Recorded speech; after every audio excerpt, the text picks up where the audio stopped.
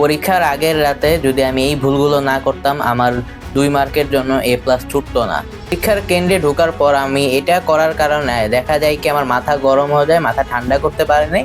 পরে MCQ দেওয়ার পর আমার প্রথম 20 মিনিট না বসে থাকা লাগছে, আমি একটা MCQ দাগাইতে পারিনি। পরীক্ষার আগের রাতে যদি আমি ভালোভাবে ঘুমিয়ে যাইতাম, আমার আর এই প্রবলেমটা হইতো না। এত এডটেকের সাজেশন এক রাতে কিভাবে শেষ করব? আসসালামু আলাইকুম এভরিওয়ান, আমি শাহরিয়ার ইসলাম মাহির। বর্তমানে পড়াশোনা করছি গভর্নমেন্ট সায়েন্স কলেজে, ইন্টারমিডিয়েট ফার্স্ট ইয়ার। আমার এসএসসি ব্যাচ ছিল 2025। তো এই ভিডিওতে মূলত আমি আমার ফার্স্ট বোর্ড এক্সাম নিয়ে শেয়ার করব, বোর্ড এক্সামের এক্সপিরিয়েন্স শেয়ার করব। পরীক্ষার আগের দিন মানে এই মুহূর্তে, যখন এই মুহূর্তে ভিডিওটা পাবলিশ হইতেছে, তখন আমি কিরকম মানে আমার মেন্টাল হেলথটা ছিল, কিরকম অবস্থা ছিল আমার, ভয় পাইতেছিলাম কি না, নাকি কি পড়তেছিলাম, ইচ এন্ড এভরিথিং শেয়ার করব। তার সাথে থাকতেছে এক্সাম হল এক্সপিরিয়েন্স, মানে ফার্স্ট বোর্ড এক্সাম কিরকম এক্সপিরিয়েন্স ছিল, কয়টার দিকে গেছি, ইচ এন্ড এভরিথিং সবকিছু শেয়ার করবো, যাতে তোমাদের কোনো প্রবলেম না হয় কালকে সকালের জন্য। কালকে তোমাদের বাংলা এক্সাম শুরু হবে। সো চলো ভিডিওটা শুরু করা যাক। তো শুরুতে আমাদের পরীক্ষা শুরু হয় 10 এপ্রিল 2025 সালে। আমাদের 1 তারিখ রোজার ঈদ ছিল, তার 10 দিন পর পরীক্ষা দিয়ে দিছিল। সো হ্যাঁ, খুবই বাজে একটা সিচুয়েশন হয়ে গেছিল। ঈদটা বহুত বাজে গেছে, বাট তোমাদের ঈদের অনেক দিন, প্রায় 1 মাস পরই পরীক্ষা দিতেছে। ওই দিক দিয়ে একটু লাকি তোমরা আমাদের থেকে, প্লাস রুটিনের দিক দিয়েও তোমরা লাকি। কারণ আমাদের যে রুটিনটা করছিল, মাশাআল্লাহ 13টা বাজায় দিছে রুটিনের। লাইক টানা 4টা পরীক্ষা দিয়ে রেখে দিছিল আমাদের। সো টানা 4টা পরীক্ষা কি কি সেটা আমি শেয়ার করতেছি। সেটা হলো ম্যাথ ছিল, শুরুতে ম্যাথ ছিল, ম্যাথের পরের দিনই ধর্ম, তারপরের দিনে আইসিটি, তারপরের দিন কৃষি, যারা কৃষি আছে আর্টস কমার্সদের। এই কেমন ইজি রুটিন ছিল এটা, একটু গ্যাপ দিলে কি হইতো, বা আইসিটি রে ধর্মের আগে দিলে কি হইতো, মানে এটি কি করলো এটা শিক্ষা বোর্ড আমি জানি না, বাট চাইলে তো পারতোই। ওরা 3বার রুটিন বদলাইছে, তারপরও ভালো একটা রুটিন করতে পারে নাই তারা। তো খুবই বাজে একটা রুটিন করছিল আমাদের, টু বি অনেস্ট। এদিক দিয়ে লাইক একটা সপ্তাহের মধ্যে 4 দিন টানা পরীক্ষা, আলাদাই একটা ঝামেলা তৈরি হয়ে গেছিল। তো যাই হোক, ভিডিওতে আবার চলে আসি, আরেকদিকে ডাইভার্ট হয়ে যাইতেছি। সো আমি মেইনলি বাংলা পড়া শুরু করি 8 তারিখে। আমি আমার প্রিভিয়াস ভিডিওগুলোতে বলছি একটু লেটে শুরু করে ফেলছিলাম।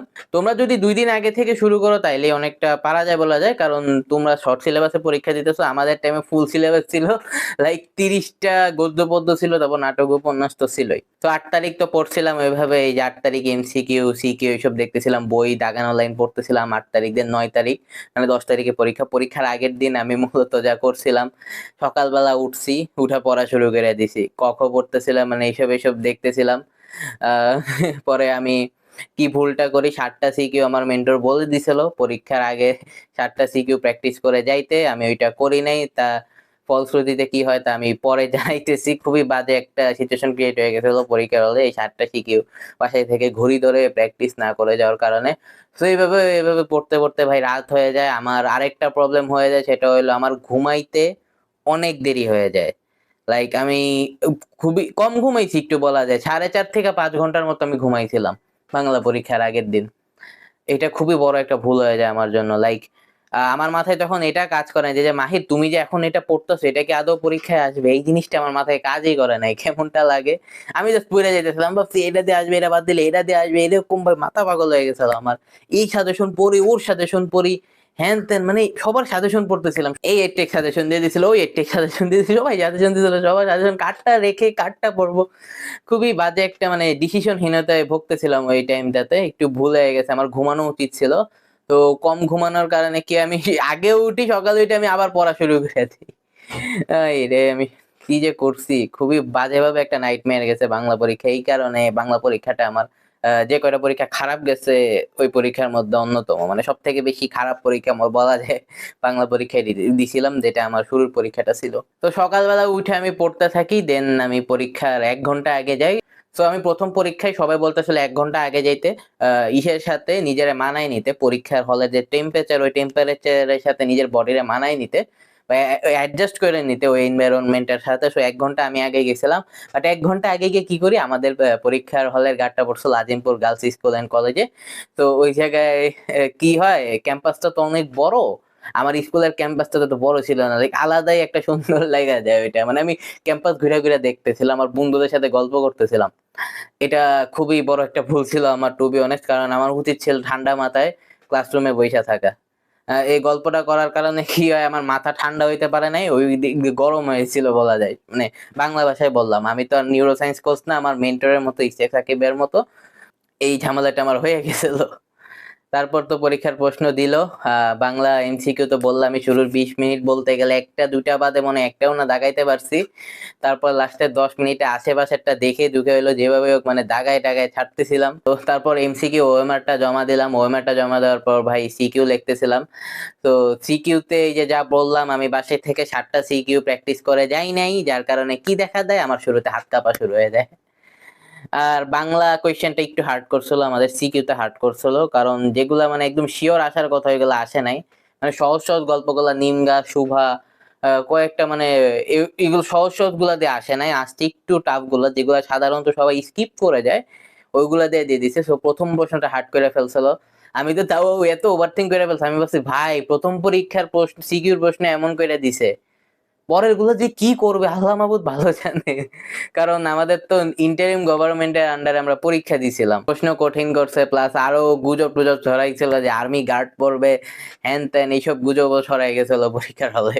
তো তারপর আমি সিকিউ লেখা শুরু করে দিই। আমি প্রথমে উপন্যাসের সিকিউটা লিখি, দেন উপন্যাসের সিকিউ লেখার পর আমি উপন্যাস থেকে আমি দুইটাই লিখি, দুইটা যেহেতু আসে আমি দুইটাই লিখছিলাম উপন্যাস থেকে। দেন নাটক থেকে আমি একটা সিকিউ দেই।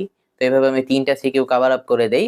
কিন্তু এগুলা লিখতে আমার একটু টাইম লেগেছিল, যা বলছিলাম ভাই আমার হাত কাঁপতেছিল। দেন আমি গদ্যটা লেখা শুরু করি। তো গদ্যর 2টা দেই, তারপর হাত কাঁপা কাঁপা অবস্থায় দেন লাস্টে কি দেখা দিল, 15 মিনিটের মতো বাকি আছে, আর আর 15 মিনিটের মতো বাকি আছে, আর আমার সৃজনশীল লেখা বাকি এখনো দুইটা সৃজনশীল 15 মিনিটে। নাইস মাহির, মেস্টার হয়ে গেছিল পুরা। এত স্পিডে লিখতেছিলাম ভাই তখন আমি, কারণ আমার মেন্টর একটা জিনিস বলে দিছিল যে তোমাদের যেমনিই হোক সব অ্যান্সার করে আসতে হবে ভাই, যেমনিই হোক সব অ্যান্সার করে আসতে হবে। তো ওইটা আমার মাথায় ছিল, আমি ছোট ছোট করে হইলেও সব লেখা দিয়ে আসছিলাম পরীক্ষার হলে, যাতে মানে 1 2 করে হইলেও তো দিবে, নাম্বার তো আর কাটবে না, দিবে কিছু তো দিবে ম্যাডাম, স্যার ম্যাডামরা যেই খাতা দেখুক। আর সৃজনশীল লেখার টাইমে আমি একটা জিনিসে প্রবলেম ফেস করতেছিলাম, সেটা হলো ক খ। ক খতে ভালোই প্যারা হয়ে গেছিল আমার। তো ওই দিক দিয়ে ঝামেলা হয়ে গেছিল এক প্রকার বলা যায়। ক খ আশেপাশের জন্য একটা দেখা দেখা যেমনি হোক লেখা লাগছে। আমি মানে বাসায় এসে মিলাইছি, আমার 2 3টার মতো ক কাটা গেছে, মানে 1 নাম্বারের জ্ঞানমূলক। Bangla question to be honest আমাদের হার্ড করছিল, তোমাদের আশা করি সহজ করবে, সো এটা নিয়ে প্যানিক করার কিছু নাই। যে প্রশ্ন এক বোর্ডে হার্ড হইলে আরেকবার যদি আসে ওইটা নর্মালি সহজই হয়। সো তোমাদের অত মাথা ব্যথা নেওয়ার দরকার নাই কোনো এটা নিয়ে। তো ভিডিওর এই মুহূর্তে এসে আমি একটা কথা বলে নিতে চাই, আমি আমার হোয়াটসঅ্যাপ আর টেলিগ্রাম চ্যানেলে এমসিকিউ আর ক খ এর যেটাতে আমার প্রবলেম ফেস হয়েছিল, সেটা আমি আমার হোয়াটসঅ্যাপ আর টেলিগ্রাম চ্যানেলে দিয়ে দিছি। সো সেখানে গেলে সেই সাজেশনটা পেয়ে যাবা। ওগুলা পড়লেই ভাই মোর দেন এনাফ, আর কারো সাজেশন ফলো করা লাগবে না। যে কোনো এডটেকের ভাই এত সাজেশন কেমনে পড়বা, সবাই তো সাজেশন দিছে, সো তা আমারটাই ফলো করলে মোর দেন এনাফ, ভালো কমন পেয়ে যাবে, বিশ্বাস রাখা আমার উপর, ভালো কমন পেয়ে যাবে।